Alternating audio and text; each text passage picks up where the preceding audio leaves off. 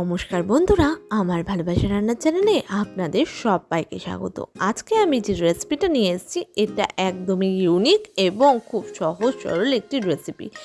আজকে তো খুব বৃষ্টি, একে তো বৃষ্টি ওয়েদার, তার মধ্যে আমার খুব চিকেন মন করছিল, তাই চিকেন দিয়ে বানিয়ে নিলাম একটা অসাধারণ এবং সহজ সরল ইউনিক ধরনের রেসিপি। সেটা হলো কারি পাতার চিকেন। এর জন্য আমি 150 গ্রাম মতো চিকেন নিয়ে সেটা ধুয়ে পরিষ্কার করে রেখে দিয়েছি। এবার একটা কড়াই নিয়ে কড়াই গরম করে তাতে সর্ষের তেল দিয়ে কিছুক্ষণ গরম করতে দিয়ে ওর মধ্যে কারি পাতাটা দিয়ে দিলাম। কারি পাতা দিয়ে ভালো করে টেনে ছেড়ে ওটাকে ভেজে তুলে নিয়ে ওর মধ্যে দিয়ে দিলাম, ওই কারি পাতার তেলের মধ্যেই দিয়ে দিলাম পেঁয়াজ কুচিটা।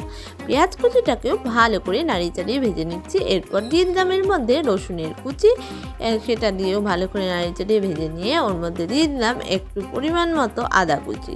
সমস্তটাকে ভেজে নিচ্ছি। এর মধ্যে কিন্তু কোনো বাটা মশলার দরকার নেই, সবটাই হবে কুচনো মশলা আর গুঁড়ো মশলা দিয়ে। এরপর চিকেনগুলো দিয়ে ভালো করে ওর মধ্যে নাড়িয়ে চাড়িয়ে মিশিয়ে নিচ্ছি। এবার দিয়ে দিলাম চিকেনের মধ্যে পরিমাণ মতো নুন ছাড়া চিকেনের স্বাদ কিন্তু একেবারেই জমবে না। তারপরে ওটাকে নাড়িয়ে চাড়িয়ে ওর মধ্যে দিয়ে দিলাম পরিমাণ মতো হলুদের গুঁড়ো আর দিয়ে দিলাম একটু পরিমাণে কাশ্মীরি লঙ্কার গুঁড়ো। এতে ঝাল হয় না, এতে রঙটা ভালো হয়। এরপর দিয়ে দিলাম এর মধ্যে এমনি লাল লঙ্কার গুঁড়ো। এরপর দিয়ে দিলাম এর মধ্যে রোস্টেড ধনে জিরে গুঁড়ো পাউডার।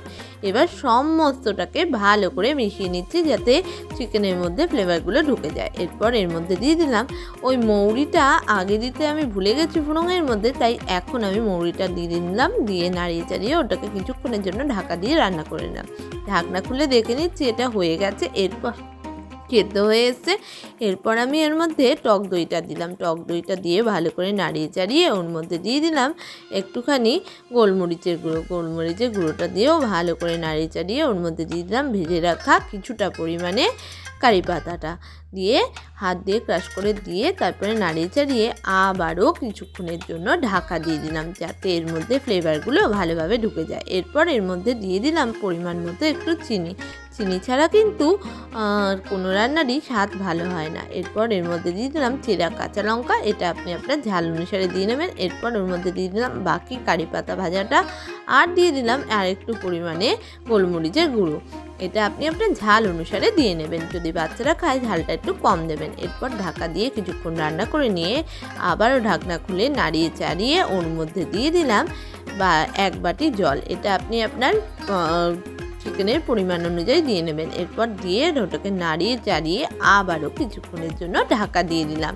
যতক্ষণ না চিকেনের ঝোলটা ফুটে উঠছে। চিকেনের ঝোলটা ফুটে উঠেছে আর এই প্রপোর্শনেই আমি ঝোলটা রেখেছি, আমি বেশি কিন্তু কষাইনি আবার বেশিও ঝোল রাখিনি। এবার আমি এটাকে সার্ভ করে আপনাদের কাছে নিয়ে আসছি। তো তৈরি হয়ে গেছে আমাদের চিকেনে কারি পাতার চিকেন। এবার আমি টেস্ট করে দেখবো এটা ঠিক কেমন হয়েছে। একদম ইয়াম হয়েছে, একদম একটা অন্য ধরনের ফ্লেভার এসছে এর মধ্যে। তো এই রকমই ভালো রেসিপি দেখতে অবশ্যই আমাদের চ্যানেলটাকে সাবস্ক্রাইব করে পাশে থাকা বেল আইকনটাকে প্রেস করে দেবেন আর প্রচুর পরিমাণে সাবস্ক্রাইব করবেন আর সাপোর্ট করবেন আর শেয়ার করবেন।